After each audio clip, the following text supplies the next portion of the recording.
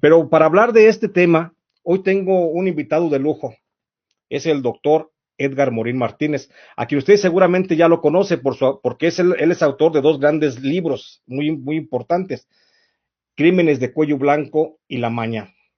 Pero de todas formas, antes de traerlo a escena, déjeme platicarle del doctor Morín. Él es doctor en antropología por el Instituto de Investigaciones Antropológicas de la UNAM.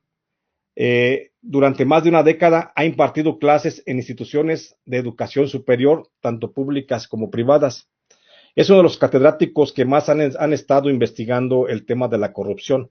Ha participado en coloquios, diplomados y seminarios sobre diversos temas de investigación que tienen que ver con la juventud, la música, la cultura urbana, tatuajes, drogas ilícitas, por supuesto, y violencia.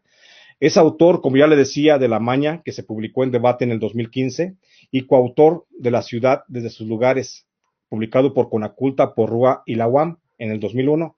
Y también es autor de Jóvenes, Cultura e Identidades Urbanas, una publicación de la UAM y Porrúa en el 2002. Doctor Morín, muy buenas tardes, ¿cómo te encuentras?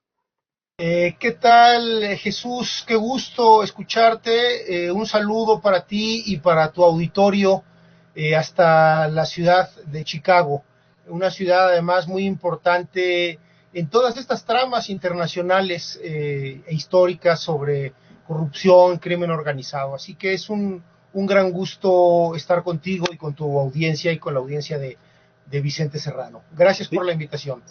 gracias a ti, mi querido doctor. Pues fíjate que cuando planteaba yo hablar justamente del problema de la corrupción, pues yo precisamente lo primero que se me viene a la mente es hablarle al doctor Edgar Morín, porque si hay alguien que ha investigado justamente eh, los entramados de la corrupción y cómo se han dado, como tú lo señalaste en tu libro, Crímenes de Cuello Blanco, señalaste el capitalismo de amigotes. ¿Cómo se ha dado este capitalismo de amigotes? Pues precisamente pensaba en ti, mi querido doctor, para poder tratar de encontrar, te digo, la punta de la madeja de toda esta corrupción. Doctor, antes de ir antes de lanzarte la primera pregunta, déjame nada más agregar o poner unas cartas sobre la mesa para partir de ahí, ¿no?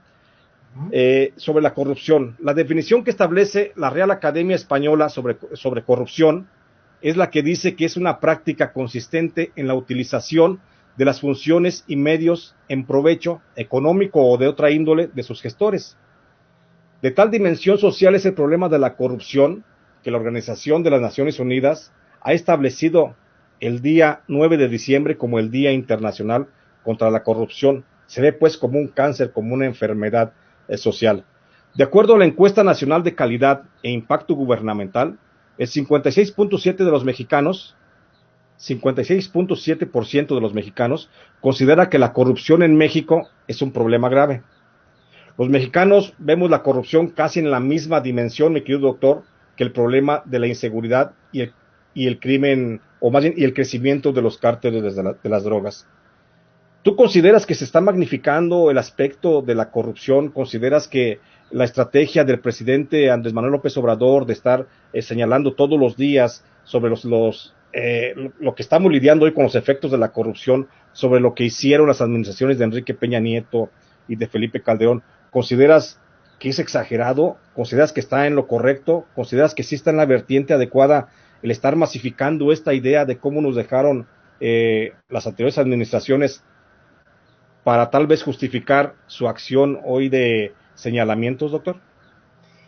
Bien, yo creo que algo importante, digamos, en esta transición casi perpetua a la democracia que vivimos, se logró en este sexenio que la corrupción se pusiera en el centro del debate político. Eso creo que es un acierto y el punto está en cómo se combate la corrupción. Es decir, ya todos sabemos que hay un problema muy serio de corrupción, que es un problema que se viene arrastrando de décadas atrás, no es nuevo, que este problema generó un sistema y generó modus operandi, digamos, o patrones delictivos a través de los cuales se han saqueado las arcas del Estado, y hay montones de casos al respecto.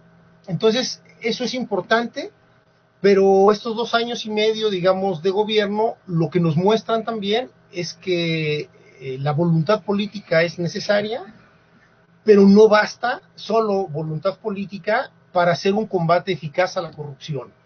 ¿Por qué? Porque, como bien dices, la corrupción está en los ámbitos públicos, privados. Es un sistema, no tiene que ver con cultura, como han dicho algunos políticos, ¿no? Es más bien una cuestión de tipo sistémico. Es decir, en todo el mundo hay corrupción. La diferencia está en cuáles son los mecanismos de control y de transparencia y de vigilancia que desarrolla una sociedad. Entonces, en México, esos mecanismos de vigilancia no están coordinados, algunos están infiltrados. Entonces, bueno, sí es importante el combate a la corrupción, pero lo que falta desarrollar bien es el cómo. Y ese cómo pasa por la coordinación de ciertas agencias del Estado que hasta el día de hoy no están coordinadas tampoco, que es parte del problema. Y son problemas históricos. Es importante la voluntad política, pero luego no basta, ¿no? Porque se Sí, necesita integralmente atacar la corrupción, y creo que falta un combate, digamos, de ese tipo, ¿no? Integral.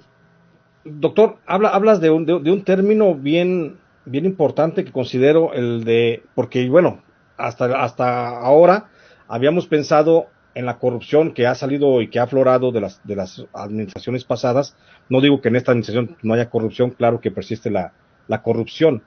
Por supuesto, no está marcada oficialmente como en otros gobiernos, donde era prácticamente una línea de gobierno. Hablas del término infiltrar. Hasta donde me quedo yo en la investigación que acabo de realizar, que acabo de sacar de manera pública, que es mi nuevo libro, Jaque a Peña Nieto y su imperio de la corrupción, pues hasta ahí, hasta este momento, en este libro, yo había planteado, o yo planteo en este libro, la relación de amiguismo y compadrazgo, que tú ya también habías tratado en tu libro Crímenes de Cuello Blanco. Entonces, pero más allá, y ahora me dices el término de infiltrados, entonces quiere decir que los grandes capitalistas, y vamos poniéndole nombre, mi querido doctor, de los que señalo yo, por supuesto, en este libro de Jaque a Peña Nieto, entre los que llevaron pues justamente al señor Peña Nieto a ser presidente de la República para que luego repartiera el pastel, pues se encuentran Lorenzo Zambrano Treviño, que falleció en el 2014, está Rogelio Zambrano Lozano, de Cemex, José Calderón Rojas, de FEMSA, Coca-Cola, Oxxo y Grupo Alfa, Germán Larrea Mota Velasco, del Grupo México, Daniel Servige Montul, de Grupo Bimbo, además de Armando Garza Sada, Adrián Sada González, Enrique Castillo Sánchez, Mejorada, Claudio X González Laporte, Federico Tusein Elosúa, David Martínez Guzmán, Francisco Javier Fernández Carvajal, Guillermo Vega Hinojosa, Álvaro Fernández Garza del Grupo Alfa, y podríamos seguir toda la tarde con una lista inmensa de estos empresarios, pero a ver, explícame, ¿cómo fue que se pudo haber dado una filtración de las instancias que combaten justamente la corrupción, que me imagino ha de ser la Unidad de Inteligencia Financiera, ha de ser la propia Secretaría de la Función Pública, ha de ser parte de la Fiscalía General de la República? ¿Cómo está la infiltración, mi querido doctor? Digamos que hay un problema de tipo estructural. Si un Estado quiere combatir la corrupción, debe coordinar ciertas instituciones. En el caso de México, bueno, pues existen instituciones, como mencionaste, la Unidad de Inteligencia Financiera, la Fiscalía General de la República, la Secretaría de la Función Pública, pero pues también está la Procuraduría Fiscal, el SAT. Entonces, bueno, para que sea este combate eficaz, todas tendrían que estar coordinadas. Nunca han estado coordinadas y hasta ahora tampoco. Esta coordinación también tendría que pasar por la Auditoría Superior de la Federación, Claro. que es la instancia que tendría que vigilar a todos los demás. Entonces, ese es como un primer problema que históricamente no se ha podido coordinar. ¿A qué me refiero cuando digo pues que hay infiltración? Me refiero a que grupos de interés tienen ciertos representantes o personas con vínculos a esos grupos de interés que van ocupando posiciones de poder. Pues en la investigación que hiciste seguramente te encontraste cómo los compadres, los primos, los hermanos, cuñados van generando redes. Y estas redes, ¿en qué consisten? Pues en tomar la posición de un puesto clave. Entonces, podríamos dar así un ejemplo, ¿no? Para esto de los nombres y apellidos que les gustan. Si pensamos, por ejemplo, en Virgilio Andrade, ¿no? Todos lo ubicarán, ¿no? Que fue el personaje que le debe el trabajo, algunos dicen que a Luis Videgaray, otros dicen que a José Antonio Meade. Pero bueno, sus cuates del ITAM le consiguen ese trabajo y en ese trabajo absuelve al presidente y a su entonces secretario de Hacienda de comprarse unas propiedades y pues pagar muy poco por ellas, ¿no? Entonces, bueno, ahí está. ¿Qué hacen con él? Lo premian después y él, por ejemplo, va a dar al Bansefi, ¿no? Que después el Bansefi lo desaparecen y ahora le ponen otro nombre. Pero ahí hay cosas que pasan, pero que no están investigadas. Bueno, ¿y qué más? Bueno, pues resulta, por ejemplo, que Virgilio Andrade pues tiene un hermano que es abogado y que tiene una posición importante en la Auditoría Superior de la Federación. Entonces, desde esa posición, por ejemplo, pues puede bloquear muchas cosas. Si Claro. vemos en el caso de la estafa maestra, por ejemplo, que se ha investigado y que está por salir un libro, de hecho, de la auditora forense, ¿qué es lo que vamos a encontrar? Relaciones de poder. Entonces el hermano está en una posición, el otro familiar está en otra posición, y casualmente son posiciones que pueden ser relevantes, porque pensemos, por ejemplo, el que maneja el jurídico de una institución que tiene que poner denuncias.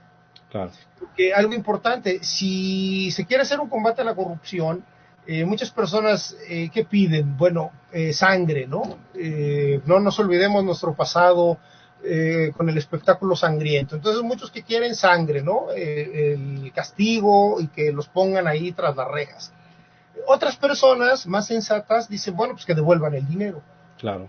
Eh, pero en realidad lo que vemos es que el Estado tiene las herramientas para todo eso. Es decir, si el Estado realmente se quiere poner a investigar, en serio, a fondo, pues puede hacerlo por la vía administrativa, por la vía civil y por la vía penal. Entonces, Okay. en algunos de esos procesos pueden obligarlos a que devuelvan el dinero. En otros Claro. procesos los persigues penalmente. ¿Esto por qué es importante? Pues porque hay personas que con solo decirles que los vas a mandar a la cárcel, pues van a sentar, van a saltar toda la información, van a hablar, cantar y demás. Pensemos en casos como el de Lozoya, que es mucho más astuto, pues porque ni ha pisado la cárcel, dicen que pues desde un bello ventanal ve pasar la vida, es mayor problema. A eso me refiero con estas posiciones de poder, y bueno, hay muchos otros casos más, porque a veces la relación no es solamente entre hermanos que están en la función pública. Pensemos, por ejemplo, entre compadres o socios, uno tiene un puesto en función pública y da contratos restringidos a un amigo, que en realidad resulta que es un prestanombres que tiene una constructora. Y entonces, bueno, pues podemos encontrar Odebrecht, ¿no? Si empezamos a Sí. rastrear por ahí. Sí. Entonces, es eso como a lo que me Pero, refiero con pero las esto, complicidades bueno, infiltrados, ¿no?